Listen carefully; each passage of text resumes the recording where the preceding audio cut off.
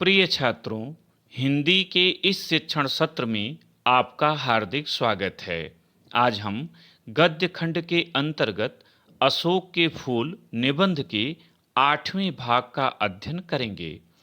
प्रस्तुत अंश में निबंधकार आचार्य हजारी प्रसाद द्विवेदी जी ने यक्षों एवं गंधर्वों से अशोक का संबंध जोड़ते हुए उसे अत्यधिक रहस्यपूर्ण माना है। वे बताते हैं कि भारतीय परंपरा में अशोक के फूल दो प्रकार के माने गए हैं, श्वेत और लाल। जहां अशोक का श्वेत पुष्प तांत्रिक क्रियाओं की सिद्धि के लिए उपयोगी समझा जाता है, वहीं लाल पुष्प स्मृतिवर्धक माना गया है। गद्यांश देखें।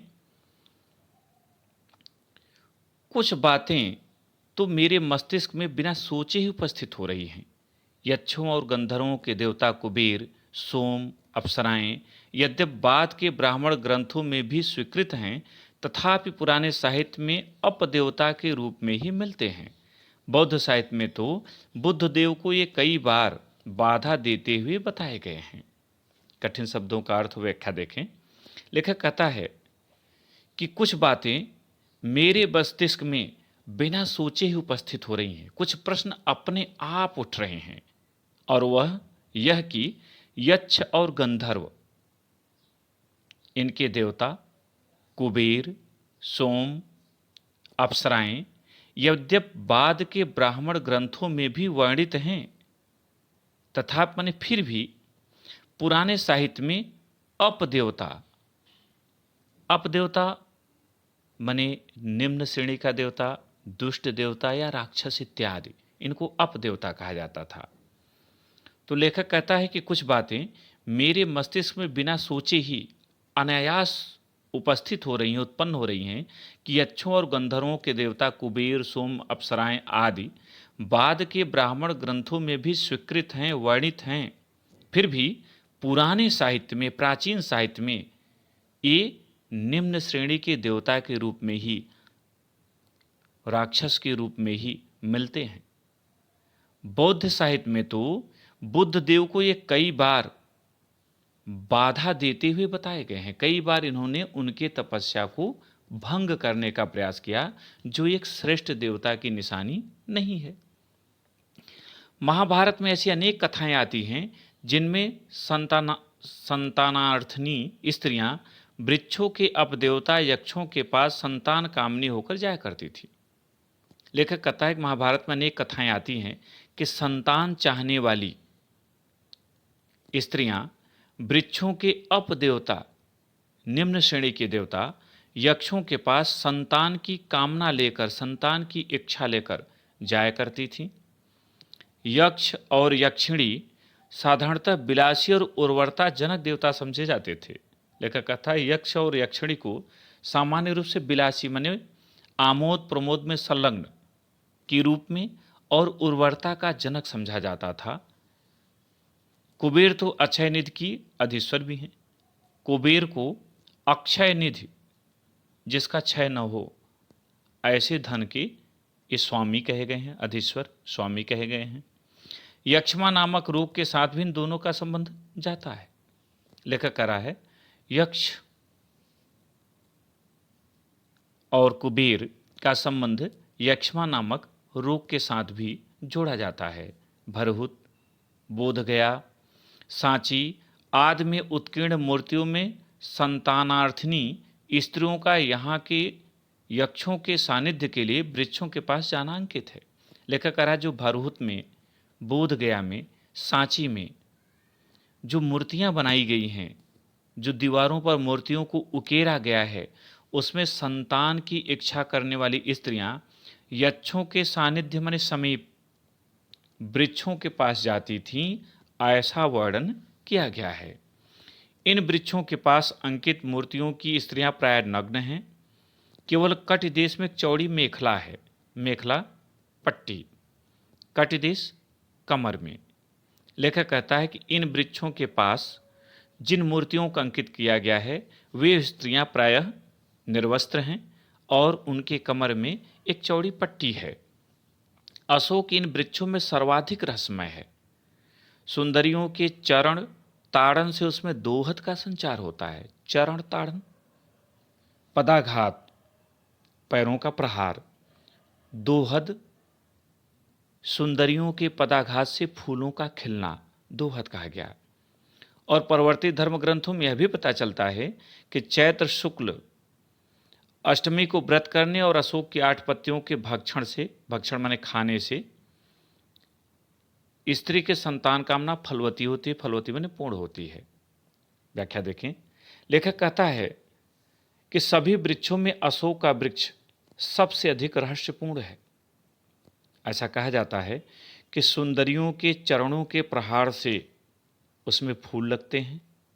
और बाद के धर्म ग्रंथों से यह भी पता चलता है कि चैत्र मास के शुक्ल पक्ष की अष्टमी को व्रत रखने और अशोक की 8 पक्षियों को, 8 पत्तों को खाने से स्त्री की संतान प्राप्त करने की इच्छा पूर्ण हो जाती है।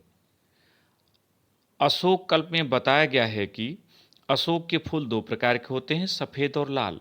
सफ़ेद तो तांत्रिक क्रियाओं में सिद्धिप्रद समझकर व्यवहृत होता है और लाल स्मरण वर्धक होता है। इन सारी बातों का रहस्य क्या है? लेखक कहता है कि अशोक कल्प में अशोक के विषय में विस्तार से वर्णन है। उसमें बताया गया है कि अशोक के फूल 2 प्रकार के होते हैं, एक श्वेत रंग का और एक लाल रंग का। श्वेत रंग का पुष्प तांत्रिक क्रियाओं में उपयोगी समझा जाता है, जबकि लाल रंग का जो पुष्प होता है वह स्मृतिवर्धक होता है, स्मरण शक्ति को बढ़ाता है। लेखक कहता है आखिर इन सभी बातों का रहस्य क्या है, इनके भीतर की सच्चाई क्या है। मेरा मन प्राचीन काल के कुंजटिका छन्न मने कुहरे से ढके आकाश में, कोहरे से ढके आकाश में क्यों? इसलिए कि भी पीछे जब जाना है तभी वहाँ उतना उजाला दिखाई नहीं दे रहा है। आकाश में दूर तक उड़ना चाहता है। हाय हाय मने अफसोस, पंख कहाँ है? लेखक कहता है इन रहस्यों को जानने के लिए मेरा मन प्राचीन काल के साहित्य में जो कुहरे से ढके आकाश की तरह धुंधले दिखाई दे रहे हैं, स्पष्ट मुझ तक प्रकाश नहीं पहुंच रहा है, उन तक जाना चाहता है। मैं उड़कर उन तक जाना चाहता हूँ, लेकिन अफसोस मेरे पास पंख नहीं है, अर्थात मैं चाहकर भी इसकी सच्चाई को जान नहीं पा रहा हूँ। आज के भाग में इतना ही। प्रश्न उत्तर देखें। प्रस्तुत गद्यांश का शीर्षक तथा लेखक का नाम लिखिए। उत्तर। प्रस्तुत गद्यांश का शीर्षक अशोक के फूल तथा लेखक का नाम आचार्य हजारी प्रसाद द्विवेदी है। दूसरा प्रश्न, रेखांकित अंश की व्याख्या कीजिए। और यहाँ रेखांकित अंश है, अशोक इन वृक्षों में सर्वाधिक रहस्यमय है। सुंदरियों के चरण तारण से उसमें दोहद का संचार होता है।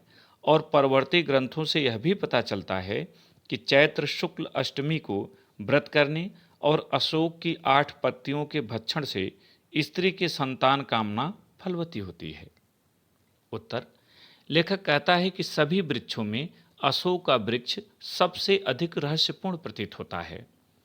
तत्कालीन साहित्य में वर्णित यह बात कि सुंदरियों के चरणों के प्रहार से ही उसमें पुष्प लगते हैं, और बाद के धर्म ग्रंथों में वर्णित यह बात कि चैत्र शुक्ल पक्ष के अष्टमी को उपवास रखने तथा अशोक की 8 पत्तियों को खाने से, 8 पत्तों को खाने से संतान प्राप्ति की इच्छा पूर्ण हो जाती है, लेखक को अत्यंत रहस्यपूर्ण प्रतीत होते हैं। तीसरा प्रश्न, संतानार्थिनी स्त्रियां किसके पास जाया करती थीं? उत्तर। संतानार्थिनी स्त्रियां वृक्षों के अपदेवता यक्षों के पास संतान की कामना से जाया करती थीं। चौथा प्रश्न, अक्षय निधि के अधीश्वर कौन माने जाते हैं? उत्तर। अक्षय निधि के अधीश्वर कुबेर माने जाते हैं। पांचवां, अशोक के फूल कितने प्रकार के होते हैं और उनके क्या उपयोग हैं? उत्तर। अशोक के फूल 2 प्रकार के होते हैं, श्वेत और लाल। श्वेत पुष्प का उपयोग तांत्रिक क्रियाओं में किया जाता है, जबकि लाल पुष्प स्मृतिवर्धक माना जाता है और स्मरण शक्ति बढ़ाने के लिए उसका उपयोग किया जाता है। प्रिय छात्रों, मुझे उम्मीद है कि यह भाग आपको समझ में आ गया होगा। प्रश्नोत्तर को अपनी उत्तर पुस्तिका में लिखें। और अभ्यास करें। बहुत बहुत धन्यवाद।